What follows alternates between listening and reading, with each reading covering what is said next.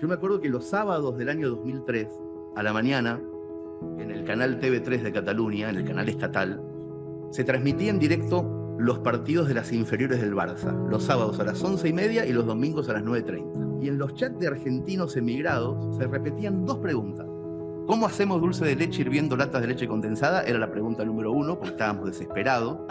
¿Y a qué hora jugaba el chico rosarino de 15 años que hacía goles en todos los partidos? Eran las dos preguntas más fuertes. En la temporada 2003-2004, Messi jugó 37 partidos en el Juvenil A, Juvenil B, Barça C y Barça B. Y en esos 37 partidos convirtió 35 goles. Yo me acuerdo que el rating matutino de la televisión catalana esos sábados superaba al rating del prime time de la noche. Mucha gente empezaba a hablar de este nene. ¿A qué nene? En las peluquerías, en los bares, en las tribunas del Camp Nou ya se hablaba, había un rumor. El único que no hablaba era él. En las entrevistas post partido a ese nenito, todas las preguntas este adolescente las respondía con un sí, con un no, a veces decía gracias y después bajaba la vista, no hablaba mucho.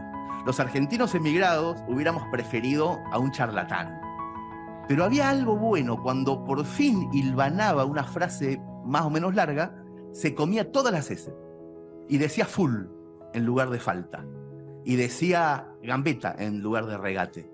Nosotros descubrimos con mucho alivio que ese nene era de los nuestros, era de los que teníamos la valija sin guardar. Quiero explicar esto. En esa época había dos clases de inmigrantes en Barcelona. Estaban los que cuando llegaban a Barajas o al Prat guardaban la valija en el ropero bien lejos, olvidándose de Argentina, y empezaban a decir, vale, tío, hostia, inmediatamente. Y después estaban los que teníamos la valija al lado de la puerta, sin guardar, los que manteníamos las costumbres, por ejemplo, el mate o el yeísmo. Decíamos todo el tiempo lluvia, calle, para no olvidarnos de que hay que hablar con la ye. Y entonces empezó a pasar el tiempo para todos. De repente Messi, ese nenito adolescente, se convirtió en el 10 indiscutido del Barça. Y llegaron las ligas, los trofeos, las Copas del Rey, llegaron las Champions. Y tanto él como nosotros los inmigrantes, supimos que el acento era de todas las cosas lo más difícil de mantener. Nos costaba a todos seguir diciendo gambeta en vez de regate, porque cuando pasa el tiempo te imbuís en la sociedad que te acoge, pero al mismo tiempo sabíamos que era nuestra trinchera final seguir manteniendo el yeísmo y nuestra forma de hablar. Y Messi, increíblemente, fue nuestro líder en esa batalla. El chico que no hablaba nos mantenía viva la forma de hablar. Así que de repente ya no solamente disfrutábamos del mejor jugador que habíamos visto en la vida, porque ir al Camp Nou en esas épocas era increíble, sino que también vigilábamos que no se le escapara nunca un modismo español en ninguna entrevista. Celebrábamos cuando seguía hablando igual. Y además de sus goles, celebrábamos que en el vestuario siempre tuviera el termo y el mate, que jamás cambiara eso. De repente Messi se convirtió en el humano más famoso de Barcelona, pero igual que nosotros nunca dejaba de ser un argentino en otra parte. Su bandera argentina en los festejos de cada Copa Europea nos maravillaba. Su desplante cuando fue a jugar a Beijing 2008 a ganar el oro por Argentina sin permiso del club. ¡Ah, qué maravilla! Sus navidades siempre en Rosario, a pesar de que tenía que jugar en enero en el Camp Nou, un torneo que se juega siempre el 4 o 5 de enero, él nunca dejó de ir a Rosario a pasar la Navidad. Todo lo que hacía era un guiño para nosotros, los que en el año 2000 habíamos llegado con él a Barcelona. Es dificilísimo explicar cuánto nos alegró la vida a los que vivíamos lejos. Cómo nos sacó del hastío de una sociedad monótona. De qué manera nos ayudó a no perder la brújula. Un nene chiquito que no hablaba. Messi nos hizo felices de una forma tan serena y tan natural y tan nuestra, que cuando empezaron a llegar los insultos desde Argentina, no lo podíamos entender. Pecho frío, le decían. Le decían, solamente te importa la plata. Le decían, quédate allá en Europa, cipayos. Le decían, no sentís la camiseta. Le decían, sos gallego, no sos argentino. Le decían, si alguna vez renunciaste, pensalo otra vez, Messi. Le decían mercenario. Yo viví 15 años lejos de Argentina y no se me ocurre, les juro, no se me ocurre pesadilla más espantosa que escuchar voces de desprecio que llegan del lugar que más amás en el mundo. No hay dolor más insoportable que oír en la voz de tu hijo la frase que escuchó Messi de su hijo Thiago cuando tenía 6 años. Papá, ¿por qué te matan en Argentina? Se me corta la respiración, no puedo... Yo terminaría invadido por el rencor. No podría seguir viviendo. Por eso, la renuncia de Messi en 2016 a la selección argentina fue casi un alivio para nosotros los inmigrantes.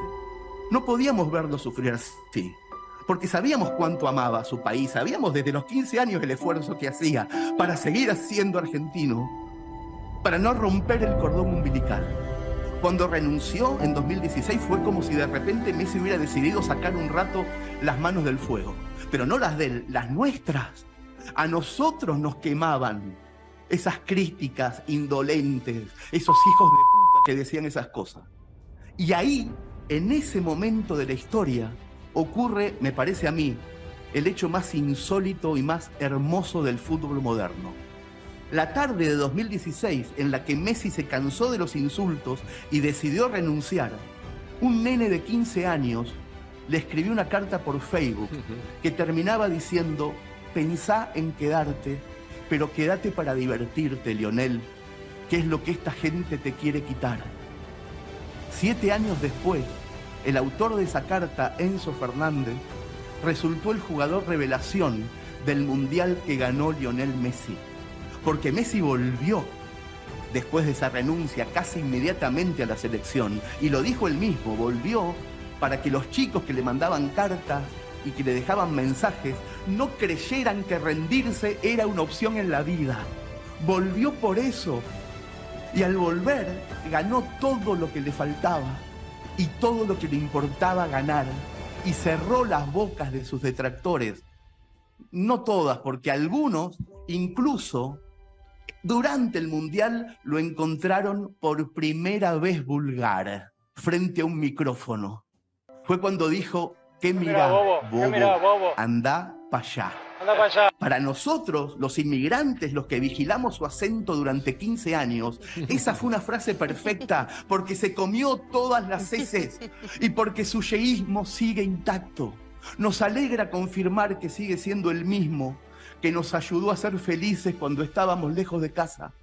Ahora algunos inmigrantes ya volvimos, otros se quedaron en España, pero todos disfrutamos ver a Messi volver a su casa con la Copa del Mundo en su valija sin guardar, porque nunca guardó su valija. Esta historia épica no hubiera ocurrido nunca si el Lionel de 15 años hubiera escondido su valija en el ropero, si de chico hubiera sucumbido a decir: vale tío, hostia.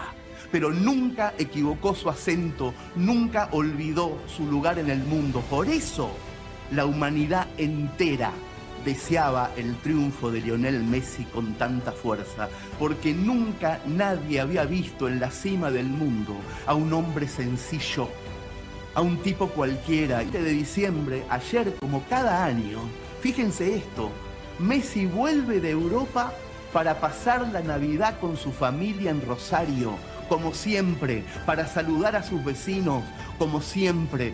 Sus costumbres no cambian, lo único que cambia es lo que nos trajo en la valija.